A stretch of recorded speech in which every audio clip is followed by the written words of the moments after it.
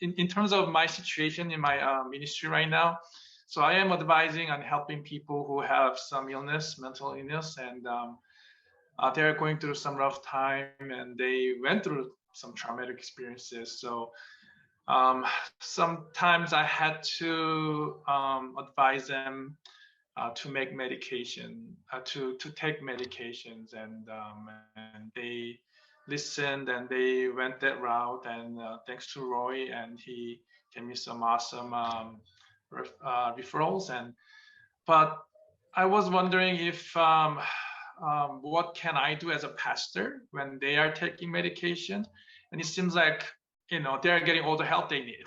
You know what I mean? Like, and they do find that really helpful. And when I see that, I kind of like wonder what can I do for them, like, because I gave them all the I struggled with them when they first came to me, and I walked with them in their thinking, and the traumatic experiences and all the hardship. But then, after they are taking medication, it seems like, I don't know, it kind of like the atmosphere changed. They're more, and I wonder, it was difficult for me from the first place, like what is the sign, or what is the like real sure assurance that I should recommend them to take medication? That was my first question. And then after they take medication, and should I be careful if they are being too dependent on it, or that was also another question that I had. So yeah. Well, Tony, you sound like such a compassionate shepherd to your people, and yeah, thank God for just your approach to their needs and their hurts. Would any therapist want to broach or try to answer the question about what can he as a pastor do if they are either doing well, but he's kind of concerned that they may be either leaning on the medication too much and other related things? One of the best lines that stuck with me from my time in graduate school was to remember that God is God and we're not. And even in the authority, and place of power we have as professionals with degrees and someone opening up to us, or even as a role as in ministry, you serve a role, we serve a role, and to sort of embrace our limits at times. And, as Roy said, I mean, I think for you, Tony, you're attentive to this person's needs. And I would say a couple things. Don't underestimate just the impact you have on a person by just your presence, your consistency, your availability. And sometimes there's a feeling of needing to do something when you don't have to do anything different to be helpful. You're just by being you and being available and attentive and a caring presence. That's a lot. And trying to get them to the right resources. And as far as, are they too dependent on medication? Well, personally, we refer people to psychiatrists, other resources all the time. And I'm going to let them decide that, because that's not my sphere of expertise. If someone decides they're doing better and they don't want to take medications anymore, that's great. Well, I would say, let's make sure we run that by the prescribing physician, and let's figure out what else we need to put in place to maintain that progress. And we're in a weird position as therapists, because our job is to work ourselves out of the job. Right. So if someone is doing well, great. That's great. It's a crappy business model as in private practice, but if you have worked with someone and supported them and gotten them in the right place and they're doing better, that's fantastic. Let's not argue with it. So I guess those are my general thoughts, is just to affirm and encourage however you've handled that situation, and whatever else related to that. That's good. I agree with all that. The only thing I would add is there's a difference between there's a difference with a few anxiety meds. And again, just like Martin said, very much not a doctor. So just this kind of a rough overview. But some anxiety and depression meds kind of stabilize mental health, and they're like mood stabilizers is what they call them. And that's a whole category. There's a few different categories of those, but then some are like Xanax and other meds that you can become dependent on in like a substance abuse way. And so that's I think when it comes to anxiety medication, that can be a concern. And that can be a thing that you know and you're aware of. And like as a licensed marriage family therapist, I have a master's degree, and so I just have kind of a rough overshot of some meds, and always with the consultation of a psychiatrist or a medical doctor. We might explore like what that dependence looks like. So that's just kind of for information. I don't think that's something even for you guys to have to remember the names and, but just to know that some you are able to be dependent on, and some you really aren't.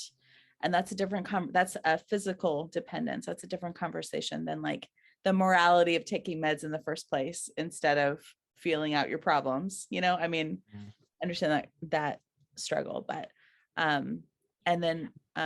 what Martin said about being present and, the people in your flock knowing that you're there for them and that you're not going to judge them or shame them for struggling in their lives, that's invaluable. And it's not uncommon, but clients of mine, I see a lot of Christians, and so they tell me about their church environments. We talk about pain that comes from churches a lot, and struggles with churches a lot, and there's often like a pastor that they know they can trust, that they know that there's that like Tony's the guy to call, Pastor Tony's the guy to call, because the other pastors are just going to lecture me or preach at me or give me Bible verses or want to know the dirt and gossip. But like Tony's the guy to call if I need someone to hold my hand, if I'm struggling. He's the guy to call when in the hardest moments of my life. He's someone that I call. And so I think being that shepherd is an invaluable thing. And that's often us not knowing the right thing to say, but just being there.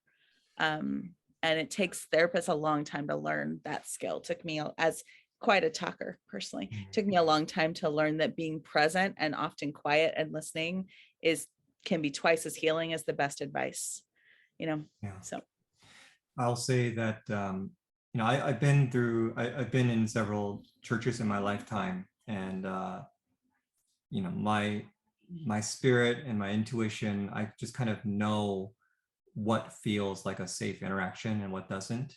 When a pastor, if I ever confided something in a pastor and some time goes by, a week, 2 months, whatever it is, and the pastor just stops me in the hallway or in the courtyard or whatever and just says, yeah, I remember our conversation a while back. How are you doing? How are you doing since then? Just asking me about me.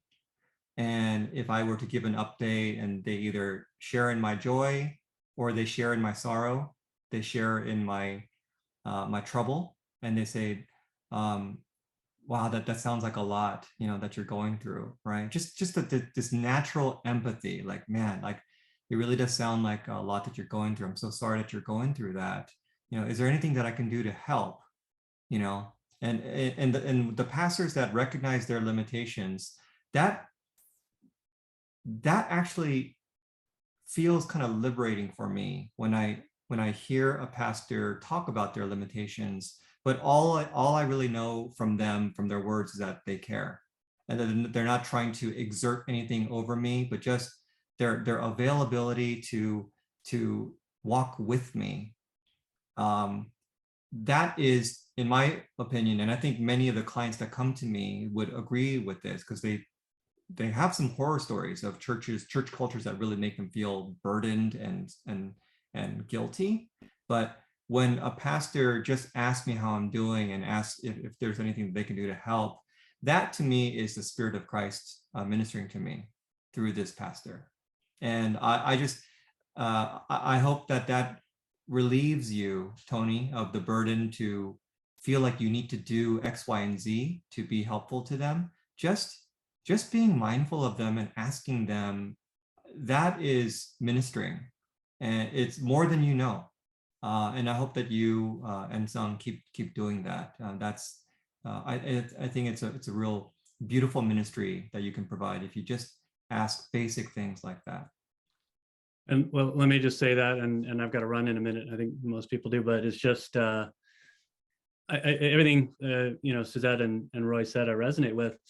Probably, another way to phrase it is to show the presence of caring and empathy and presence, but also tolerating that it's okay that it's messy. Yeah. Not having to give a quick Bible verse, let me pray for you.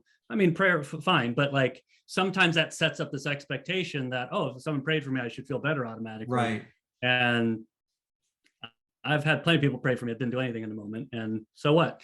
Maybe they cared, that's great. But like, you know what I mean? Just allowing for like, yeah, that sucks. And that's biblical, by the way, because there's a lot of crappy stuff that happens in the Bible that God doesn't just clean up and take away. And I think God affirms, Job, right? That sometimes it's messy and it doesn't make sense.